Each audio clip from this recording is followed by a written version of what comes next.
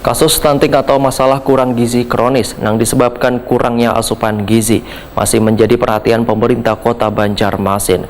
Dalam penelaahan Wan Aspirasi Masyarakat DPRD Banjarmasin menghadirkan warga Kelurahan Antasan Kecil Timur, perwakilan dari Dinas Kesehatan Banjarmasin, kembali mewanti-wanti warga dalam upaya mencegah terjadinya stunting.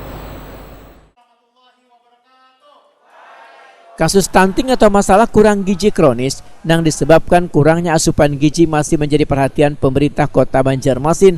Bahkan dalam penelaahan Wan Aspirasi Masyarakat DPRD Banjarmasin yang menghadirkan warga Kelurahan Antasan Kecil Timur di kantor Kecamatan Banjarmasin Utara jelang tengah hari Jumat 14 Oktober 2022, perwakilan dari Dinas Kesehatan Banjarmasin kembali mewanti-wanti warga upaya untuk mencegah terjadinya stunting ini. Faktor-faktor yang mempengaruhi dari anak yang mengalami stunting ini, bukan hanya dari asupan gizinya atau pola asuh dari orang tua, tapi juga faktor sanitasi.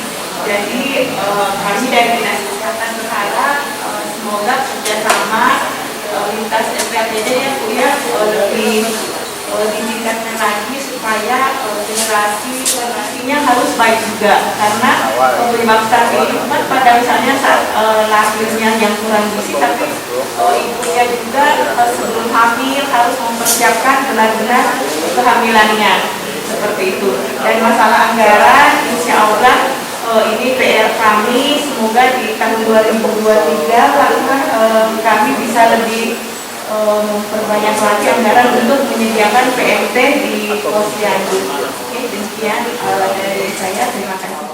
Anggota DPRD Banjarmasin Amalia Handayani, Waitakuni Prima TV meminta Dinas Kesehatan Banjarmasin untuk secepatnya merespon permasalahan stunting ini agar kasusnya kadang terjadi peningkatan. Politisi Partai Amanat Nasional ini menyatakan pencegahan stunting dimulai dari ibu hamil yang memerlukan asupan gizi yang sehat, kemudian gizi bayi pun harus selalu terjaga.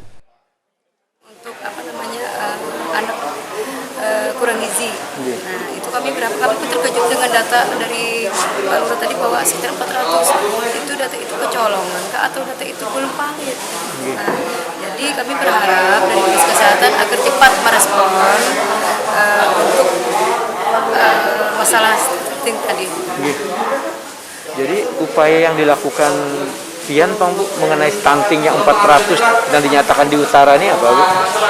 Kami sebagai anggota Dewan khususnya di Komisi 4 berharap mendampingi dinas terkait cepat merespon masalah tersebut agar tidak terjadi nanti untuk peningkatan selanjutnya.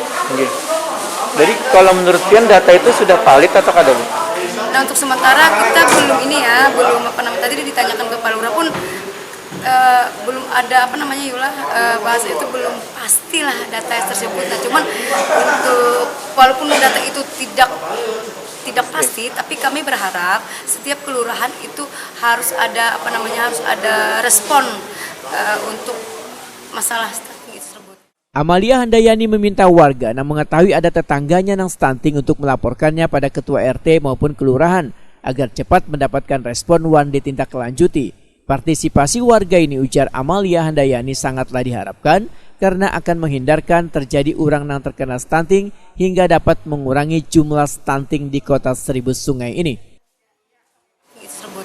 Karena kan stunting itu kan bukan hanya bayi, tapi kita pencegahan mungkin dari usia ibu hamil, usia menikah muda, dan hal-hal yang mungkin faktor itu menunjang terjadinya stunting tersebut.